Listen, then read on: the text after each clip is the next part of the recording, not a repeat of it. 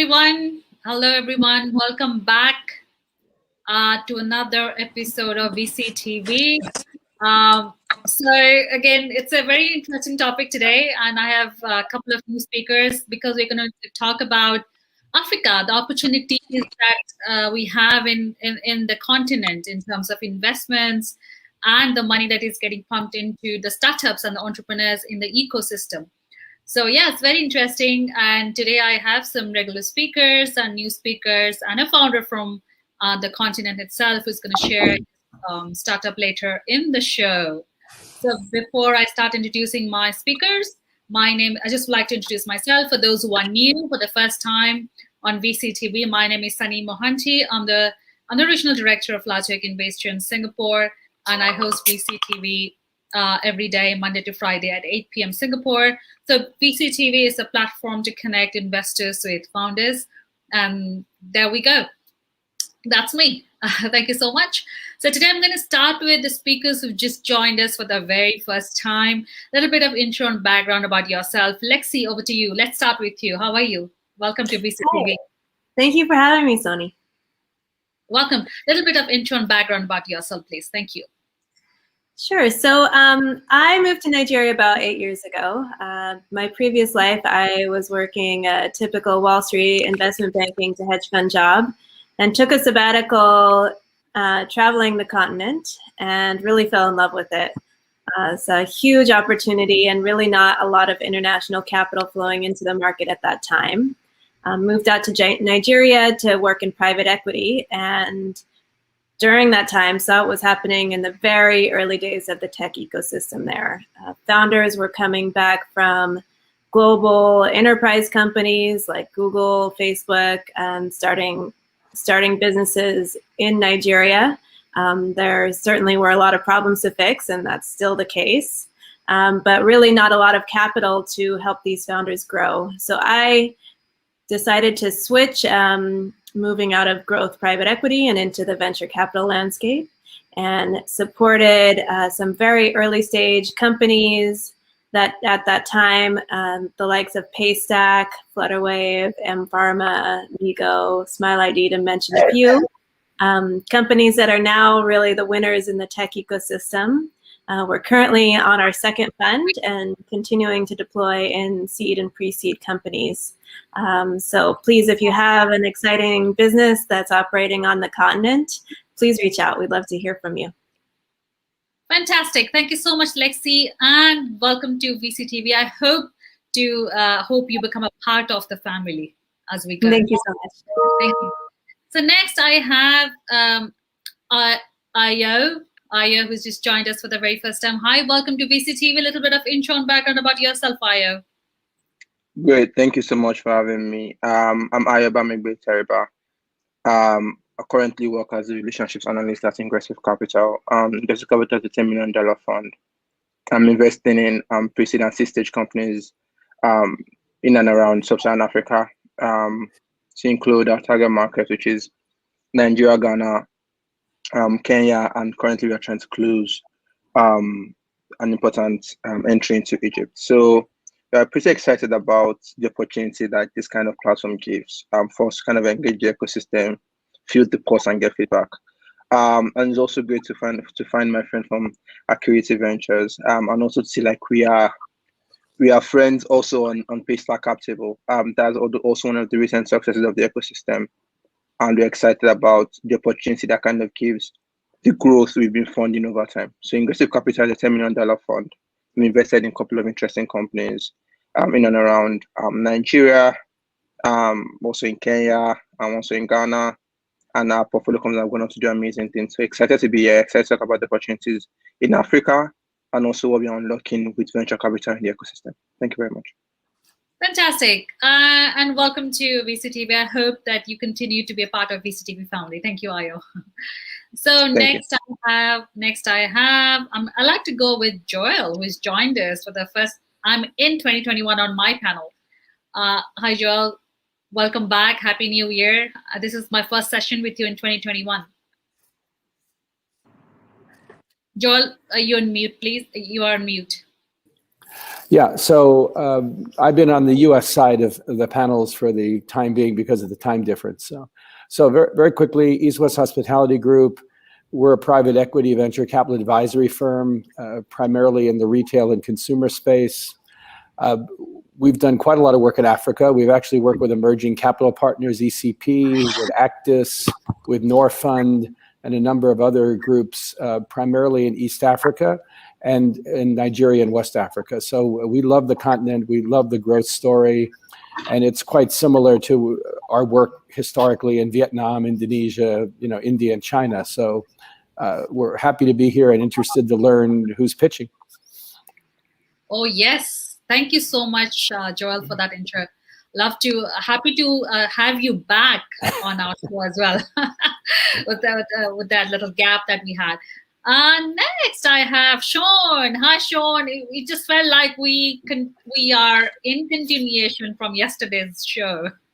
Oh, definitely. I feel like I live in Latoken's house if there was an online apartment. I'm one of the roomies. How are you all? I hope everybody's doing well. It's a pleasure to be here.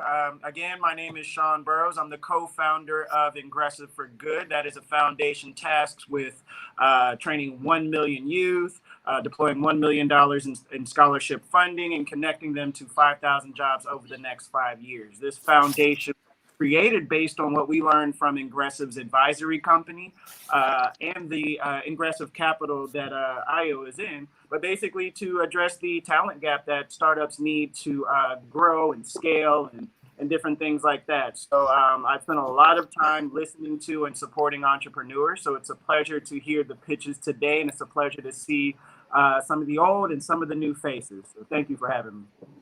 Excellent, and always happy and excited to have you, Sean. Great. Next, I have Molu, who just joined us. Hi, Molu.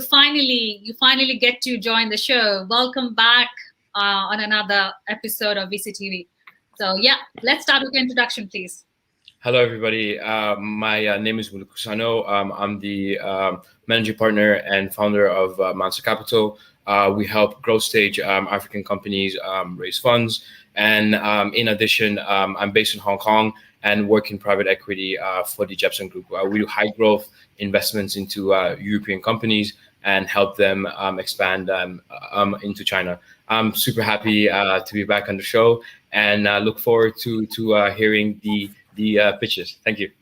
Have we got your name in the opposite direction? Is it Sano? Is it first name? Is that correct? Yeah, so my Sano is my last name.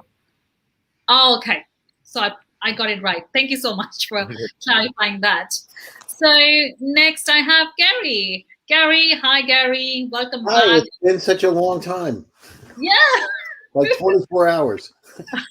Anyhow, it's great to be here. My name's Gary Fowler. I'm a serial entrepreneur and investor. I've done 17 companies, 2 unicorns. I was on the original management team of Click Software, which was sold to Salesforce 22 months ago for $1.35 billion. Also, I'm the co-founder of Viva.ai, one of the top AI HR tech companies in the world. David Yang, Russian, is my partner. It's a Silicon Valley-based company. And I love AI and quantum. I've written 122 articles in the last year. I actually have done 450 plus podcasts over the last year. I'm pretty active. I've got one of the top shows in Silicon Valley, Gary's Picks, where we highlight companies from all over the world. And I'm investing in Africa. I have 3 African startups, one in Rwanda, Nigeria, and South Africa, and Cape Town. So we're aggressive. I have offices in Indonesia, Australia, Russia. I actually started the first accelerator in Russia, the #1 private corporate accelerator, GBA, Launch Guru. So we love it. We love startups. We love artificial intelligence because it's new electricity, and look forward to the show today. Thank you. Absolutely. Sorry, Gary. Absolutely. I always look forward to your insights. Go global. Absolutely. Yep. 100%. Thank you so much. So let me just a little bit give you a slight perspective today. The venture capital scene in Africa has consistently grown with an influx of capital from local and international investors reaching unprecedented heights in recent years. To understand how much growth has occurred, African startups raised $400 million in 2015 compared to $2 billion that came into the continent in 2019. That's according to the fund Partake Africa. So let's discuss about how the country is attracting more investors, more VCs, more investors in the fintech space, because what I hear and gather, lots happening in the fintech space, a lot of acquisitions happening, a lot of new serial entrepreneurs emerging from that continent. It's going to be very exciting. So stay tuned, and don't leave BCTV. And you can actually put your comments while we are live, and we're going to take your questions as we go. Thank you so much. So sit tight. My first question is going to be for Sean. Hi, Sean. Hello. Yeah, let's talk about trends 2020 and fast forward 2021 when it comes to investments in Africa.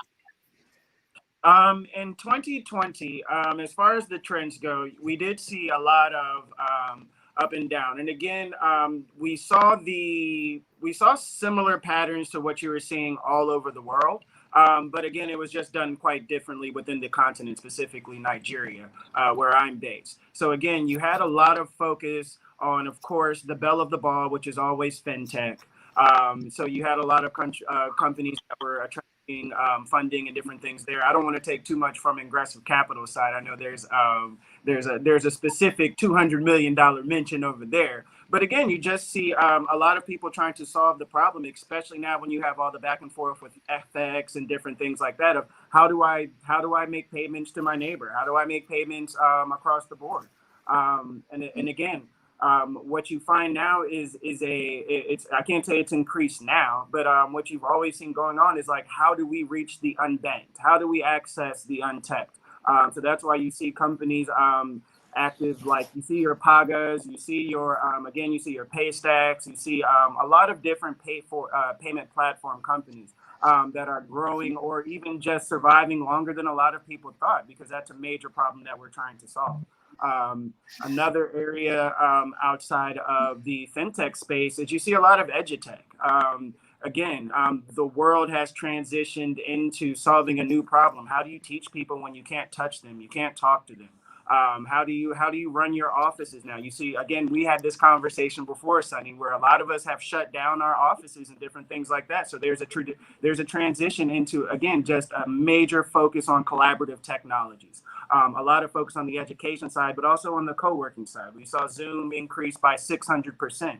That incentivized people. That inspired people to look at approaching this from a new direction.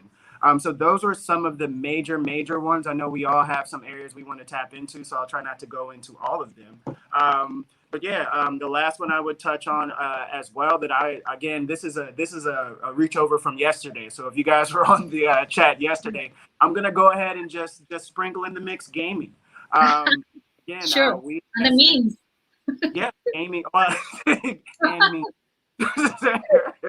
Sorry if we left the rest of you that one. But yeah, gaming represents this huge opportunity. It's one of the biggest industries in the world, outgrowing a lot of different ones. So when you look at the fact that even in Nigeria, you had a 8,000% growth in how many people were coming onto the internet between 2013 and 2018, and you combine the stats with how many people are actually playing online games with their phones and different things like that, it just represents this growing community, this growing opportunity that is transitioning also into 2021.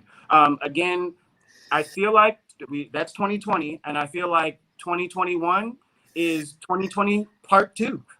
So you're seeing a lot of transition, a lot of the same trends going on there. But again, they're just key overall areas that I would pay attention to in 2021. Maybe I'll go into deeper details, so I'll give other people a time to speak, but there's always going to be agriculture.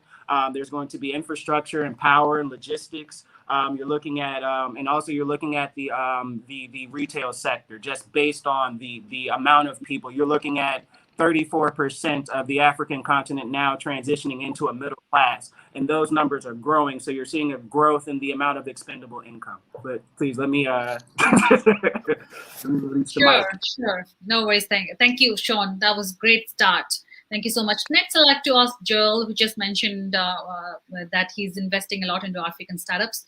So, Joel, again, the same question: trends 2020 and looking Yeah, forward. I think the easiest thing. There's some good things and bad things about Africa. Obviously, many of the African countries are very small, thanks to historical colonialism. So, in some cases, if you don't do a pan-African business in East Africa, it's difficult because each market is relatively small. Nigeria is a special case, obviously, because it's so large compared to anywhere else in Ethiopia. But no, the trends I see in Africa are trends which are following what you see in other emerging markets. Similar, for example, in Indonesia, people are digitizing all the warungs, all the small shopkeepers all over the country, so they can eliminate cash because they don't have banks, they don't have credit cards. So I think similar things like that are happening in Africa. Logistics companies, I mean, people are, the cold chain in most of these emerging markets historically has been very poor. So people who crack the cold chain logistics systems are in a huge opportunity to grow. So, anything that benefits from consumer growth, from retail growth, that, I'll use the example of Safaricom. The first time I went to Kenya, I was blown away by people paying on their analog phones. I mean, we still barely do that in the United States with our digital phones. So Safaricom, people used to stop me on the street in Nairobi and told me I looked like the guy that founded Safaricom Pesa. And finally, I happened to meet him in a restaurant, so I could see why. But it was an older chap that looked a little bit like me. So I think all the trends that are happening in emerging markets like Indonesia, Vietnam, India are happening in Africa. They're just happening slower a few years later. And the other issue, of course, the infrastructure in many of these countries in East and West Africa are still way behind where they are, even in Indonesia or India. So I think that's the biggest challenge, depending on the business. But in terms of brain power, there's no shortage of it in East or West Africa. Perfect. Wow, that's a good sign. Thank you so much, Joel, for that start. Lexi, you are right now in Nigeria. Am I correct? I'm actually joining right now from Cape Town, but I do live in Nigeria. Nigeria. So great. So this is your first show, and we would like to know your insights, what you experience. May I ask you, were you born in Africa by any chance, like South Africa? No, I grew up in the US. So certainly came to Nigeria extremely naive and still have a lot to learn. I don't profess to know exactly how the Nigerian consumers are going to react to every single tech product that's out there, but I do my best to learn. Perfect. So tell us about the investments, the startup landscape that, as per you, because you've been living there for a couple of years, I guess. So what do you see? What did you see in 2020, and where is headed to in 2021? Yeah, so I think similar to what some of the other speakers have mentioned, fintech has certainly played out very aggressively over the last couple of years. I think it still is, but we're going into a new evolution. So initially, when there were lots of platforms focused on digital banking, online payments, microloans, I think that you're seeing another evolution that's now more complex solutions like open banking software, potentially some insurance tech products as well. We're also very excited looking forward at healthcare technology platforms. I think there's already been a couple success stories in Nigeria and across the entire Africa continent, but also platforms that really enable trade. So cross-border enabling platforms that allow clearing, logistics platforms, other companies that are helping both small and large businesses with inventory and supply chain management. We think that those are really interesting spaces to focus on now. I would say, contrary to some of the other speakers, we are not yet super excited about the direct-to-consumer opportunity broadly, although I do think there's some interesting subsectors that certainly approach that. We generally love models that target major enterprise customers as their primary customer base, but then their growth is based on the end consumer. So some of those are certainly the APIs that are driven by API calls, identity platforms. You've certainly seen it play out already in payments. And the reason for that is the ability of the consumers to spend is still quite low relative to their overall income. And acquiring those consumers is also still difficult, although I think getting much easier because digital literacy is moderate, although rapidly improving, as is trust. But you've already seen that really change, I think, even over the past year, where now consumers, partially probably because of COVID, but also because of the big names in tech that have really shown that they're legitimate companies on a global scale, are now being trusted by consumers everywhere. And so you are seeing consumers, store money in digital wallets, provide their identity information for KYC. And I think that is starting to open up a lot more direct-to-consumer opportunities as well. Good news. Thank you so much, Lexi, for that. Next, I would like to go with Ayo, who's again joined us for the first time on VCTV. Hi, Ayo. So which country are you dialing in from? Yeah, I'm calling from Lagos, Nigeria. Oh, perfect.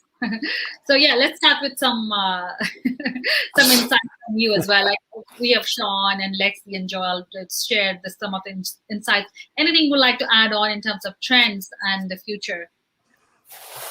So yeah, amazing insights all panelists have dropped before now.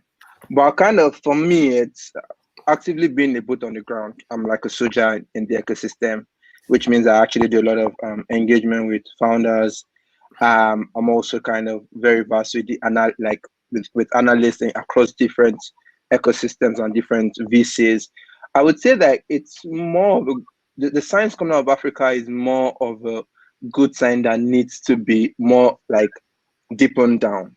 What I'm saying is we as an ecosystem have come from the point of like seeing very rudimentary, seeing very not understanding what technology is from the West to becoming the market where almost all Western players are looking to deploy capital into. So the ecosystem as of 2020 has shown that year on year, even though COVID happened and then it slowed a lot of things in the ecosystem across the world, year on year, the venture capital that flows into Africa doubles as against every other market you're seeing, every other developing market or emerging markets in the world. So Africa is clocking 1.07 billion as the estimated disclosed funding coming to the ecosystem.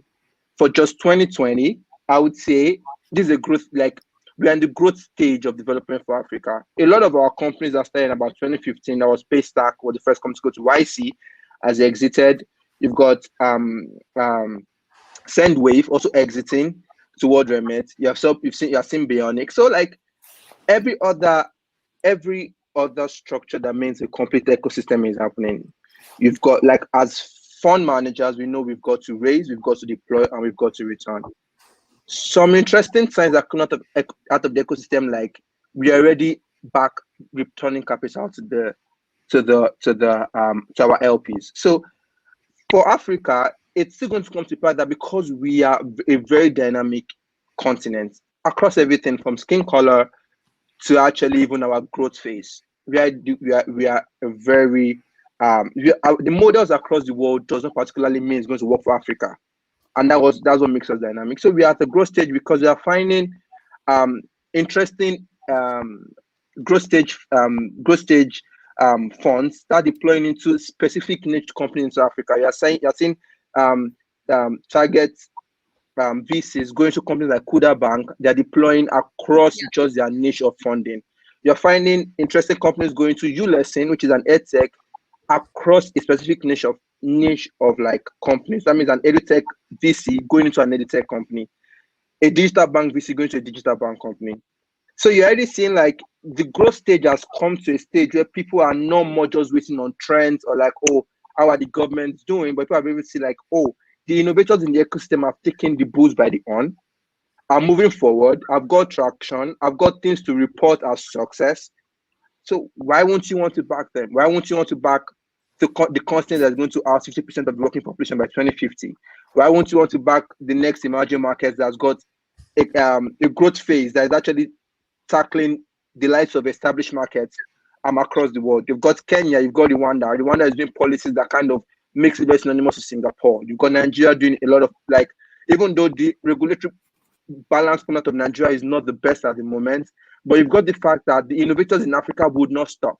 They would not be bullied because of the regulations coming on. They would actually build around regulations because that's how unstructured, how kind of rigid the market has always been. But that is a specific niche case for the market. So as against everything I've heard, I would say I'm excited. I would say I'm more bullish. And I would say that at the point, it's just about allowing Africa to kind of do things at its niche pace, because we've got a particular pace that is niche for us. So that's it. Great.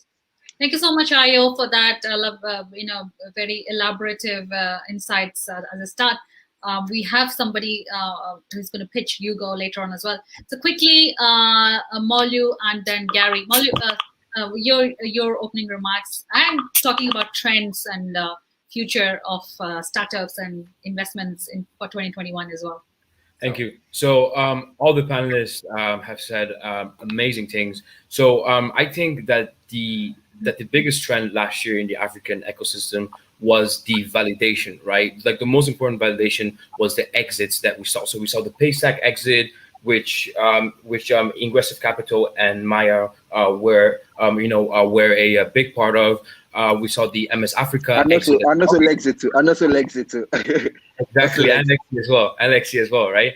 And we saw also the validation of big players coming into the African ecosystem, like Mark Zuckerberg. Mark Zuckerberg had previously invested in Andela, and then you have big players like Jeff Bezos investing in companies like Chipper Cash. You have Y Combinator taking a growing number of African companies year on year, and you see the bigger fintech players are also emerging into different countries as well. And we're not only seeing the traditional payments anymore, we're seeing wealth manager companies like PiggyVest, we're seeing new neo banks, right? And then also I think that the biggest trend for 2021 is the emergence of open banking, just like Lexi rightly mentioned, and APIs, right? So we have companies like Mono, we have companies like Okra that are significantly, building out solutions for to get more African companies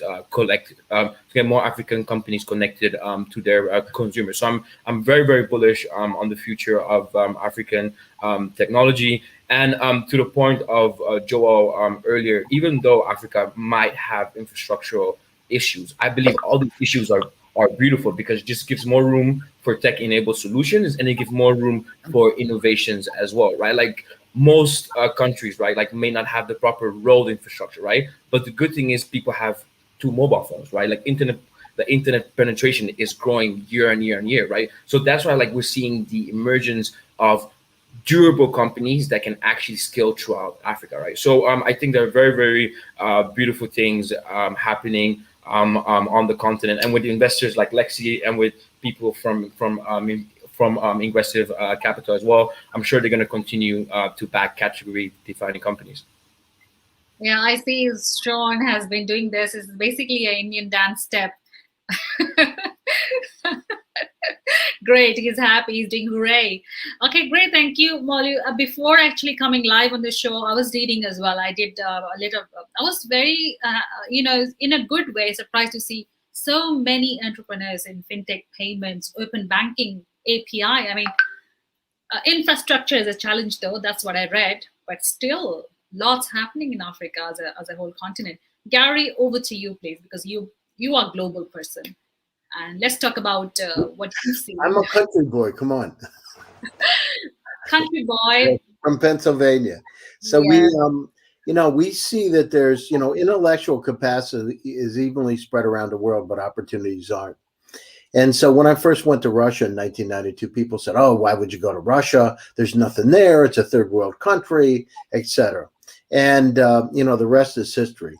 So as it started to develop. And the same thing, I mean, people don't realize the size of Africa. There are what, 200 million people in Nigeria, about 100 million people in Ethiopia. The continent's about 1.2 billion. Africa's at China's at 1.398 billion. So you're talking about an enormous population. At the same time, I mean, it's in fact, I had dinner with one of the wealthiest Nigerians at Stanford University about 2 years ago. Actually, I guess the wealthiest banker out of in telecom and everything, actually, fossil fuels. But anyhow, the interest in artificial intelligence, and think about it. I mean, now here we are, we're all over the world. I'm in Palm Beach in Florida today, normally in Silicon Valley. You're located over in Singapore, Sunny. We got people literally from all over the world. The thing is, it's different than a year ago is we can connect with each other. And as I said, I put my money where my mouth is. So I've got a company in Rwanda today. I got a company in South Africa today. And I have a company in Nigeria today. Why? Because there's really three pieces to it. One is the first part is acceleration. Great. Interesting. The second part is regional dominance. But the third and most important, and each one of those has their own hurdles. The third most important is how to go global. And as we know, Silicon Valley is a very tight-knit club, right? And I've been doing it for 36 years in the Valley, have had a lot of successes, have met a lot of some of the wealthiest, the most influential people in tech around the world. It's a small, interesting group. And yet at the same time, the opportunities to be able to highlight those companies, and 9 out of 10 startups fail. Why do they fail? Right? Because they don't have the visibility, they don't have a network, they don't know how to raise money, they don't know how to pitch properly, a lot of things. So I believe that the opportunity, it's an amazing opportunity in Africa today, as long as it's a focused, surgically precise approach. And specifically, like we did over in Russia. And again, literally, I'm a country boy. I came from a village in Pennsylvania of less than 500 people. So what I see that it's untapped. And, it's like we focused on the Black community in the U.S. Actually, one of the board members of the NAACP, if you know what that organization, the top Black organization in the U.S., is on our board. I've been doing this for 13 years. This isn't like today's news is yesterday, because that's where the opportunity. We each have a goal to be able to make wherever we are better. And the more jobs that we can create, the more we get into these deeper technologies like machine learning, deep learning. I'm writing a lot about quantum computing and quantum networks, et cetera. Those are the exciting things. And each one of us, I don't want to get into, I've been writing a lot about environmental things, but net is there's great opportunity. But the exposure is critically important, how to get them global. So VCTV does an incredible job since I've been involved in this thing since March, right? Incredible job. And I don't know, 400 or 500 shows later, incredible job of spreading the gospel out. And now what we got to do is turn that gospel into action. So I'm excited about it. Great. Thank you so much, Gary. I know Gary's been from day one with Kyle. Thank you so much, Gary, for those insights. Lovely insights. So I'm going to ask a question that was asked by my colleague. By year 2030, report by UN estimates that there will be 1 billion unemployed African youths. This gap must be closed, or there will be increased social and economic unrest. So what opportunities can we take advantage of to address this future human resource? So I'd like to go with Sean first. Is that okay, Sean?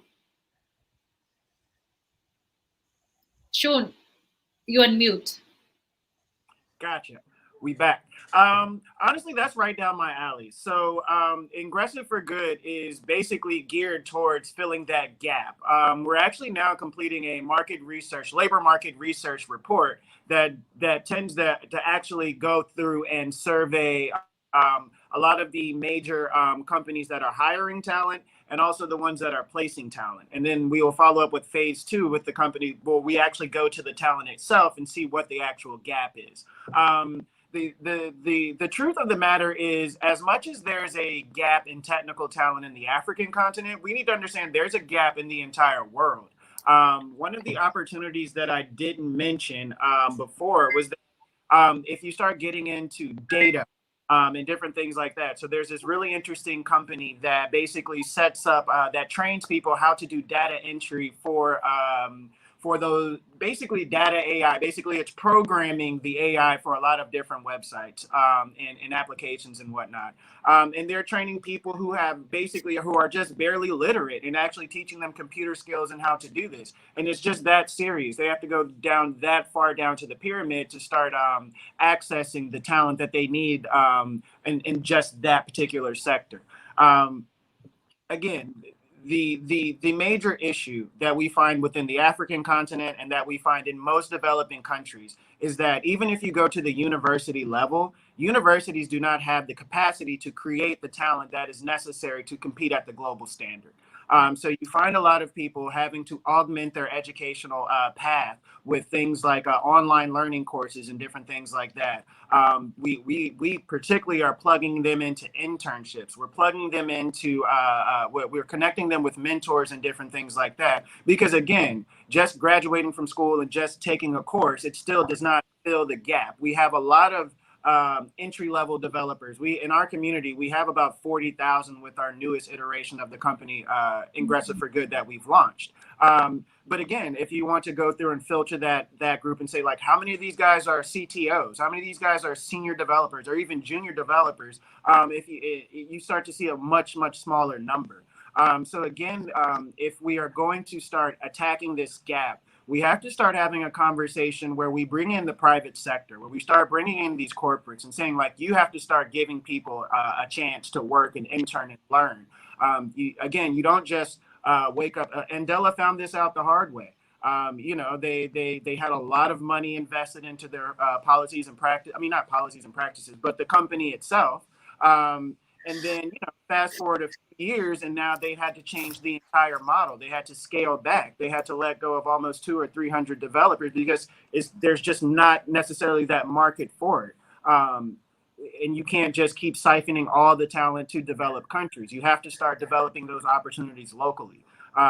So again, I think I lost track of the question a little bit, but my major point is just to say that, the focus has to be on talent development. We have to give them access to the learning resources. And then again, we have to plug in the corporates to allowing the youth and different people to have an opportunity. And that's where you're going to start seeing them have the capacity to start their own companies, the capacity to really start engaging in disruptive innovation, the same way you would see in a Silicon Valley. Again, there's just not as much infrastructure. There's just not as much inherent knowledge gathered from just participating in the daily society like you have in more established economies. Yeah, you're right on track, Sean. It's about human resource. So human resource is probably Africa's biggest potential. What must be the priorities for government? This question is for Lexi. What must be the priorities for government, businesses, and professionals to ensure these resources do not go to resort or social and economic unrest?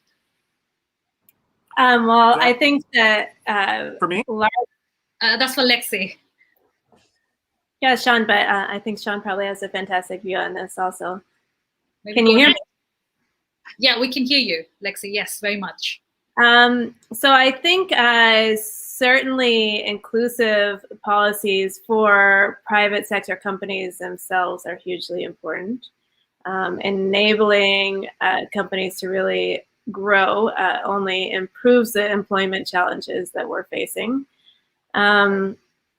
Education, of course, is a huge gap, but I think you have really seen companies step in to do specific training and skills-based training, particularly around developer talent.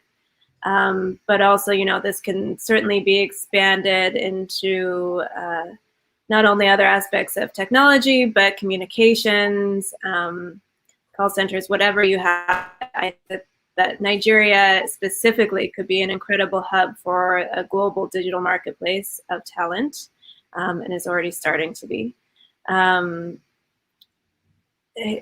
Yeah, I mean, like the unemployment problem that we face is absolutely a massive challenge, but we only get there by promoting and supporting private enterprises to build their companies successfully, in my view. Perfect. Thank you, Lexi. I'm just conscious of the time. Joel, over to you, please, with the same question. Yeah, I think my answer is really pretty simple. I'd look at it from the top down first. First, you have to have capable government, number one, and that capable government has to build infrastructure. And one of the biggest problems in Africa, particularly in Nigeria, is power. I mean, we know that. I mean, everybody has to buy generators. Sometimes the power's out for a week, 2 weeks. You can't run a business with no power. And I mean, that's a huge problem. So I think if you don't have good government, if you don't have somebody building a decent infrastructure across the country, that's one of the things that China's done so well. Even Indonesia, compared to 25 years ago, power doesn't go out very much. You know, Vietnam, India is another case where it's an infrastructure mess. Okay, so if you don't fix infrastructure, then I think at the end of the day, it's very difficult to build a sustainable, growing economy. The other thing is that there may be 2 or 3 different types of economy. Just digitizing every retail store in Nigeria would employ a hell of a lot of people, and that's exactly what they're doing in Indonesia, with fintech. So it depends. I mean, the opportunity comes in, and you can use lots of foot soldiers. They don't all have to be tech people. They don't have to be highly educated people. You can use moms. You can use, teenagers. You can use all sorts of people to be employed doing what I could call on the ground work, for larger tech platforms, as just one example. So there's a lot of opportunity, but again, if the infrastructure isn't there, it's not going to happen very quickly. Absolutely, Joel. Infrastructure is the backbone. Thank you so much. Molu, over to you, please. So I believe that I agree completely with what Sean said and with what Lexi said earlier as well. I think it's a mix between government and private institutions as well. I think fundamentally the education system should be changed. I believe that we should change to a tech-based education system that supports developers, that supports more entrepreneurs as well. So Nigeria actually has a very, very high quality of developers and internet entrepreneurs. So I believe policies should be put in place to support innovation and to foster investments as well. And on the other side, I believe that the infrastructure should be there. But fundamentally, I believe that the only way for the African continent to move forward is through technology. And I believe that a lot more opportunities will be created through that, through that. And we have lots of new companies that are coming up every day, and they're creating millions of solutions that can create tens of thousands of jobs as well. So I believe fundamentally should be education, more tech-based education, like they have in India, where you have very strong developers, computer programmers. It should be private sector as well. So we should create an atmosphere where private sector companies feel comfortable operating in Africa, because that's where Africa gets its black mark from as well. Private sector companies don't always feel comfortable operating because of the gray laws and etc. And as well, we should have the necessary infrastructure in place to support both the education and to support both the private sector as well. Thank you. I agree. Education, infrastructure, very important as well. I mean, education is first. Gary, over to you, please. Same question. Can you repeat it again? Because we've had several different versions. So what must be the priorities for government, businesses, and professionals to ensure these human resources do not go to resort to social and economic unrest? Well, I mean, you got to give them jobs, right? It's keep it simple, stupid, right? It's about job creation. I mean, that's what we're doing. My thing is the best way to help, and I've seen it all over the world. Great jobs, great high-paying jobs, and support the ecosystem. So I'm not sure. There's one thing about government support in terms of coddling it and nurturing it, but it's really about the private sector to get out and create those companies, bring those companies out to the rest of the world. It's how much money can they bake? How many unicorns come? And it becomes a snowball effect and the self-fulfilling prophecy. So once you start and you get a couple out, I've seen it. We did it in did it over in Russia, did it through Central Asia, in California, when I started one of the first e-commerce consulting companies, same thing. oh, e-commerce isn't going to work, et cetera. And then we start creating jobs, and then all of a sudden it starts to bloom. So that's where it needs to be, and it's happening, Sonny. I mean, the good news is, like I said, we have 3 African companies in the last month. So, I'm seeing incredible talent there, and we want more. Because the thing is, it's one thing. It's like having a Ferrari, right? If you keep a Ferrari in a garage, only it's a Ferrari in the garage. And the thing is, take it out in the track and run it, show people, share ideas, collaborate on it, that kind of thing. So we need to get the African Ferrari out of the garage and take it out for our Range Rover, maybe, right? we gotta like it. Out the garage. Ferrari and Range Rover. And take it off. I mean, but that's what it's all about. And, and this, I'm very excited about the optimism, the passion in Africa, and the opportunity to be able to succeed. And, it's just seeding the system. One of the things, it's like a GPS. I had a conversation with a guy. It's worth $47 billion on Sunday in Dubai. And one of the things he said is like having a GPS system in your life, right? You got to know where you want to go. So let's visualize where we want to be. Let's look at the companies that have the skill sets, and Nigeria's got amazing skill sets. Artificial intelligence, machine learning, if you have those skill sets, which you do, mine them, right? Develop technologies, because guess what? Those same AI models can be used across multiple vertical markets. The only difference are the training sets. So let's develop some really cool companies that focus on that. And guess what you are, right? I have one for Rwanda. I mean, the only thing I knew about Rwanda is gorillas before I started working with a company there. Seriously. I mean, and that's just me. That's what I knew, because I was passionate about conservation. So let's go, but let's get out and get them. Let's not just talk. There's a lot of bullshit out there in the world about talking. It's about getting shit done. Absolutely. We have a question from our online viewer. So African youths are eager to have more opportunities to work. How can we ensure these opportunities get to them despite the challenges in the continent? Who would like to take this question, please? I nominate Sean. Okay, cool. Please go ahead.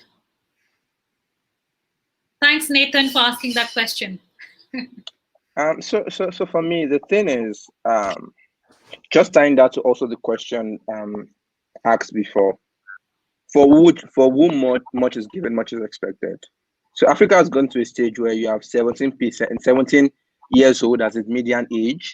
That's an average Nigerian age. In the next 10 years, if you don't develop jobs for those people, they're going to transition from that into terrorism, into having to fend for themselves in any other attractive means that comes.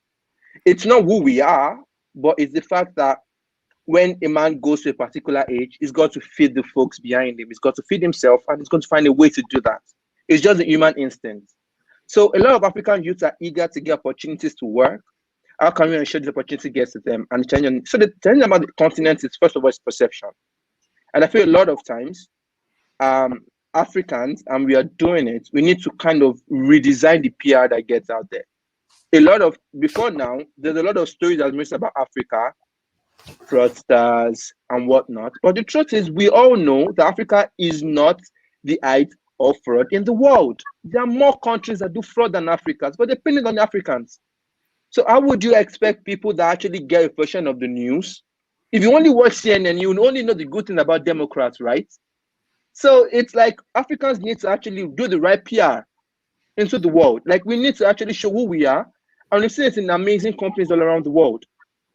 Jeff Bezos will not invest his dollars in an African company if it's a shit company. So the truth about it, like, we are good for what we get. And we actually need to just go out there and get more opportunities, build our skills. Joel has said a lot of things about like what we need to do and how we need to do it. We just need to do things smartly. We need to actually build, not just for Africans, but build for the world. We need to build in a collaborative manner. We need to build leveraging mistakes and also prospects that Africans can get by engaging in a lot of people around the world. So for the opportunities we can get, and I feel like put yourself out there, develop your skills, get better, and also like keep pitching, keep engaging opportunities. It will definitely come. So yeah, that's it. Sean.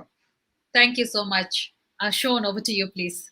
Yeah, Just to make it quick, I would say we definitely have to facilitate at every single level possible the growth and the creation of startups, just across the board. I think startups, if you look at the impact it had on the U.S. and creating so many different opportunities there, which is why, you know, companies, areas like Silicon Valley had so much weight, just because they were just pumping out high value companies in whatever capacity. So again, we have to support that area of company creation. And then I think at some point there has to be a personal responsibility within the African continent to not just get the skill to actually start making money. You'll find people getting skills in gaps. Like, I can do this particular thing because it gets me money, but do I know how the whole process works? No. We have to start being masters of our craft. You have to start wanting to achieve and get skill sets at the highest level possible so you can actually compete for these jobs. That I'll leave it there. It's a long conversation, but I will leave it there. Thank you so much, Sean. I think we're done with the question. Let's move on to pitching now. We have Hugo, who is here now. Hi, Hugo. Now we can start presenting now. We hear some noise in the background. Is it coming from your side? You can switch off your fan if that's what's making the noise.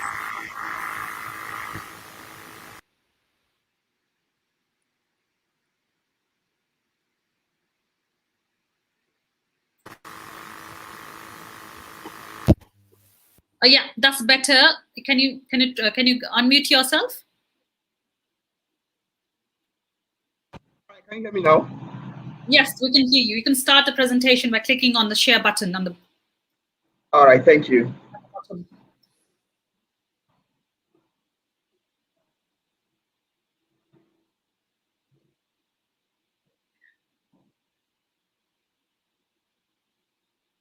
Hi, good day, everyone. My name is Ugochukwu Anthony Osunde. I'm the CEO and founder of Refuel Logistics Services Limited. The Refuel solution was born out of passion to make life better in a troubling world like this and in Nigeria where things are so difficult.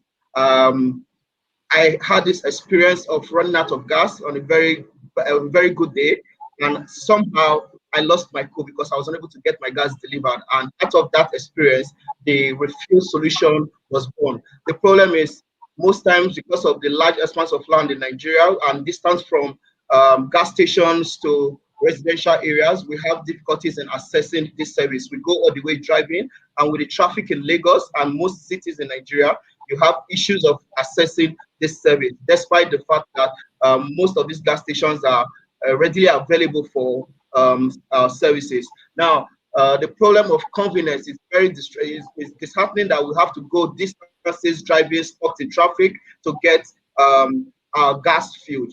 And sometimes a whole lot goes wrong. Gas explosion, accident on its way. This is a big problem we are currently facing in Nigeria. Just recently, over 12 or 15 lives were lost in Agbo Delta State, Nigeria, because of gas explosion.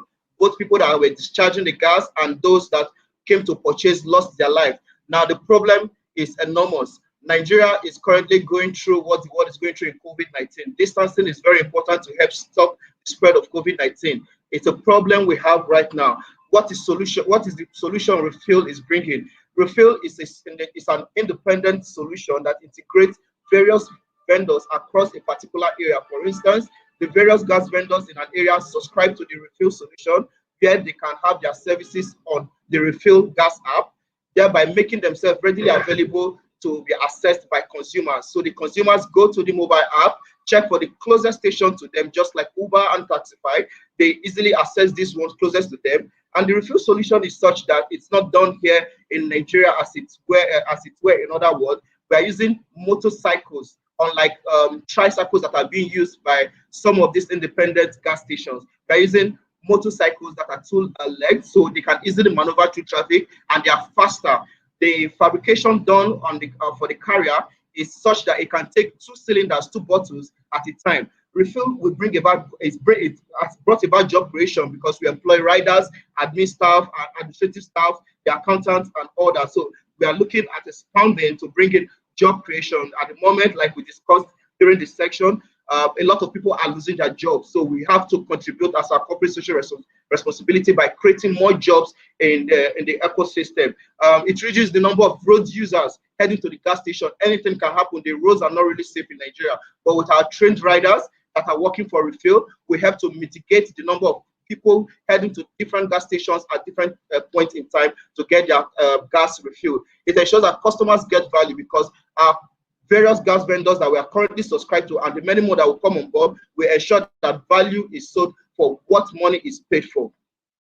At the moment, just recently, the federal government has encouraged users in Nigeria to use LPG as their cooking fuel. The number is increasing. Over 600,000 metric tons of gas is being consumed in Nigeria as at 2019. Recently, there's a shift in that, a 40% shift in that, heading to 800,000 metric tons of cooking gas. You can see a figure there that shows the number of users of LPG, no matter the quantity, ranging from 2 kg to 3 kg, 6 kg, and 12.5 kg. People are subscribing as the purest form of cooking fuel. Our traction so far, we currently have about 4 partners that we are working with, and the result has been amazing. So far, we have about 100 cylinders per day, which is shared across the 4 riders we have. That's 25 deliveries per day at $2 per delivery, and $2 to $2.5 per delivery, which customers are not complaining because they are just paying for the convenience of what they are paying for convenience. Instead of leaving your house down to the gas station and coming back with the level of uncertainty of traffic and accident, you can easily pay the 2.5 in addition to the original cost sold by the gas station. We do not add any cost on the price of the cylinder or filling the cylinder at the gas station. We're just charging our customers an extra fee of $2 to $2.5, depending on the distance, for the convenience you are saying to them, which is the logistics being offered by refill. At the moment, we have about 100 recurring customers on a daily basis, and to deliver, we made an estimation of about 557,600 orders yearly based on 100 deliveries per day and 6 days in a week. So we came up with about 57,600 deliveries in a year. And if you are doing this at a operational cost of 330 naira, which is less than $202, it leaves us with a profit of about 8,461 463 monthly profit on our delivery. Competitive advantage. So far, so good. A whole lot of companies are into gas sales of gas. Some of them are independent plants, some are roadside. Recently, the government, using the Department of Petroleum Resources, have ordered that all roadside vendors should be scrapped out because of the danger of having gas sold at residential areas. So these are our major competitors, the roadside vendors that sell. And even when they sell at a very high price and do not fuel this cooking gas to the brim, thereby selling 12.5 kg for about 4,000 and not filling it to 12.5 kg, ending up filling it at about 11 kg, sometimes 10 kg. So consumers get to complain about this issue. These are our major competitors. But our competitive advantage is that customers are assured that the partners which we subscribe to are where we are getting this their gas filled, and whatever complaint that comes up, we'll be able to hold any of our partners responsible, and these issues are resolved immediately. The use of technology, aside using the mobile app, the Refill mobile app, we use the WhatsApp platform, which most people reach out to us more because it's easier for them to use the WhatsApp platform and phone calls to our customer care. Our partnership with trusted vendor helps us a lot because customers are already having trust in the refill solution because we deliver quality to them since we are using a trusted vendor they have been using before. And we offer after delivery support because our riders are also trained to know how to fix this cooking gas and resolve any issue that might arise in the course of fixing their cylinder. This takes a burden out of the consumers, which are our customers. Our experienced and trained riders are, to a great extent, careful on using the road to avoid and mitigate road accidents. It's reliable and the speed is awesome. In 15 to 10 minutes, this service is delivered. It's a two-way thing. You call as a customer or you order from the mobile app. We pick up your cylinder from your home, fill it at the gas station, and return back to you. At the moment, we do not offer the express delivery because of the constraints we have in Nigeria. Most customers will run away with the cooking with our cylinders. Sorry to interrupt you. Lexi would be leaving soon. So she wants to know more about your team. So how long is going to be the presentation for? Because she's leaving. She has questions for you. Okay. Any questions for you go, Lexi? Okay, I'm just at the team. So we have our current team, myself as the CEO, Mr. Eji Soja said, the director of strategy and marketing. The success of Refill so far has been our market strategy. We do one door-to-door marketing as we place stickers on gates of estates and individuals, and also at the gas stations where we have our partners, we put stickers on the gas, both for those that are buying from Refill and those that are not buying from Refill. We have Ms. Mary Okwechime as our COO, which spearheads the operation and of the company. Thank you so much. So, yeah, Alexi, over to you, please. Your questions, please, for you go. Are you on mute? Sorry, Ugo, my first question was just about the team, which I think you covered. But I want to understand how you acquire and retain your customer base. Please, can you come again? How do you acquire and retain your customers? Okay, based on customer retention, for our existing customers, we do a form of. Okay, can you hear me? We do a form of discount to our existing customers. For instance, you do 4 deliveries with us, your next delivery is going to be free. Then on recommendation, when you recommend 4 customers, you have a free delivery for you. In acquiring customer, we use social media platform. You can check our Instagram handle at refill_NJ. We're on Twitter and we're on Facebook. So we use mostly the platform of social media to acquire customers, which has been very helpful. But one platform that has helped us so far is the traditional means of using stickers. We have the Refill sticker that states order from us using the mobile app, WhatsApp, or call, which you place on gates on different estates. There are lots of estates currently in Lagos. So on going out to fill your cooking gas or you're coming back from work, the moment you see a sticker like that on your gate, it sticks to your head. So on a day where you run out of cooking gas, you remember that there's something like Refill on your gate, and we've gotten lots of traction using that method of customer acquisition. Lexi, it's okay. I'm really sorry I have to run. It was so great to join you. Thank you so much for joining, Lexi. I'm definitely going to have you back on VCTV. Thank you so much. Bye, everybody. Take care. Bye. Have a great day. Any other questions for Hugo, Molu, Joel, Sean?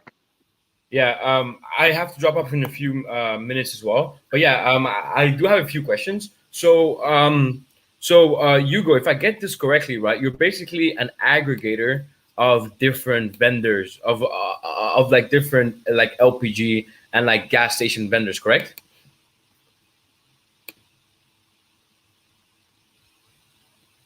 I can't hear you. Hugo, you're on mute. Yes, I am.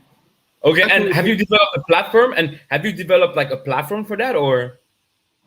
Yes, we developed the platform. It's the Refill mobile app. It has the vendor platform.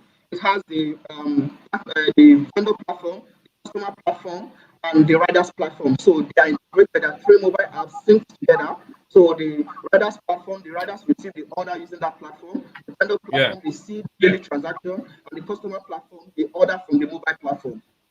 Interesting. And at what stage are you currently, and how many paying customers do you have, and how do you expect to like scale this?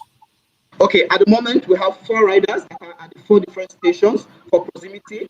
Then we have about 100 recurring customers at an average of 5 to 6 orders per day. And at an average of 5, we're having about 20 customers every day. And sometimes we go as much as 50 per day. So scaling up, we intend to integrate more vendors which we have reached out to by purchasing more mobile bikes to help deliver faster to reduce the delivery time, because the closer the station or the individuals, the faster the time frame of picking up and delivery.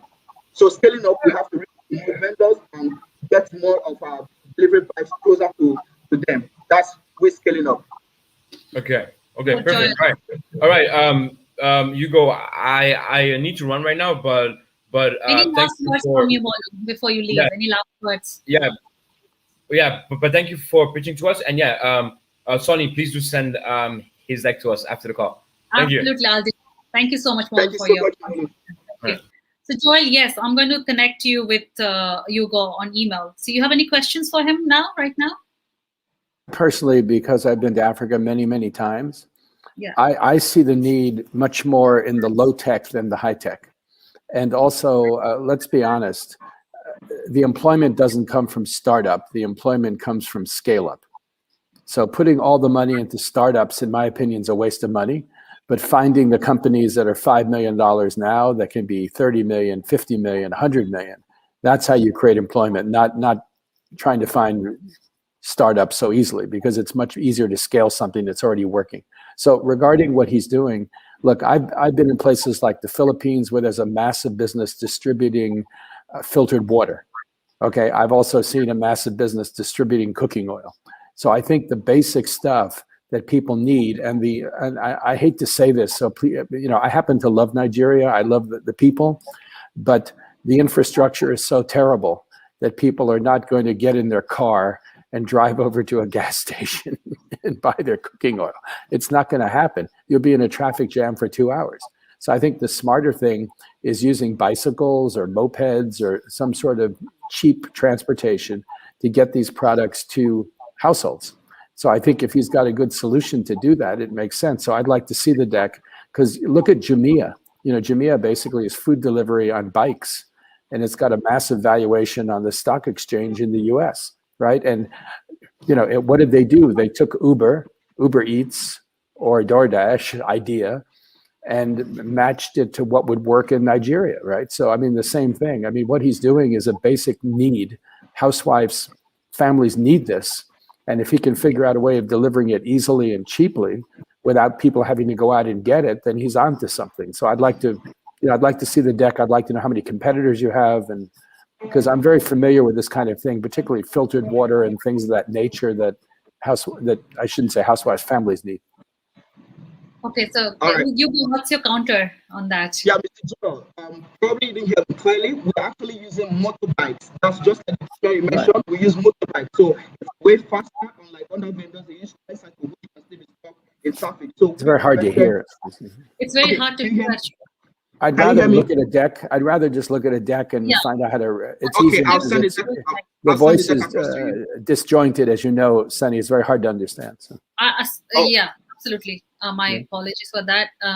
Hugo, Sean, do you want to take any questions, or do I connect you guys offline? Because I think Hugo's connection in terms of the speaker is not there. Maybe it's better to connect offline. But I'll say when we connect offline, if it's through email or something like that, I'd like to better understand what your total accessible market is. It feels like I see the need. I just know that Nigeria is still, especially at the top levels, a people-based economy, meaning I don't necessarily need an app to do something when I can just go and tell my house help to do it. So that's actually your competitor, is the house help in the infrastructure, people-based infrastructure that exists. So I'd love to see, like, how do you counter that? And again, once you consider that, like, who is your I want to know who your real customer profile is. Sure. So you don't have to answer that now. We can't hear you clearly. So some closing remarks. Joel, closing remarks for Africa Rising. Yeah, well, I think I pretty much said it without repeating myself. It's an enormous long-term opportunity. But a little bit like India, it's got enormous infrastructure, structural problems that they need to overcome before it could really take off and, reach the opportunity that it needs. And, government is a big problem, because many cases government is not on side. Corruption is a huge problem. I mean, we have enough corruption in the United States, but Africa is a whole nother level. I mean, if I were in Africa, I'd want to be in the generator business, because it's, you have one of the largest oil producing countries in the world where people have to buy generators. It doesn't make any sense. And obviously that's corruption, with family businesses owning the generator business. So what I would say is, we just talk about Nigeria, lots of smart people, lots of entrepreneurial people, lots of successful Nigerians in the United States, for example, so it's a very entrepreneurial culture. So I think if you can just match ideas with the stage Nigeria is in, you don't have to get to the super high-tech AI level in Nigeria. to make a lot of money and be very successful. So I think if fulfilling basic needs and using technology as a way to be productive is a better way than thinking about super sophisticated AI in a place where the power goes out 3 hours a day. I think that we still have a challenge to solve, like infrastructure. I think that's bare well, minimum. Power. How can you have IT if the power's out all the time? Correct. Power is Sean, immeasurable. closing remarks, please. Awesome. I definitely have to jump off myself. So again, Sonny, it's always a pleasure to be here. Thank you. I appreciate what you're doing. Africa still represents the next ability to be the next Carnegie, Rockefeller, Musa Mansa. Like it's here. It's not overnight, but the ability to do these things are here. So I look forward to speaking with more entrepreneurs like Ugo. And yeah, let's keep our finger on the pulse.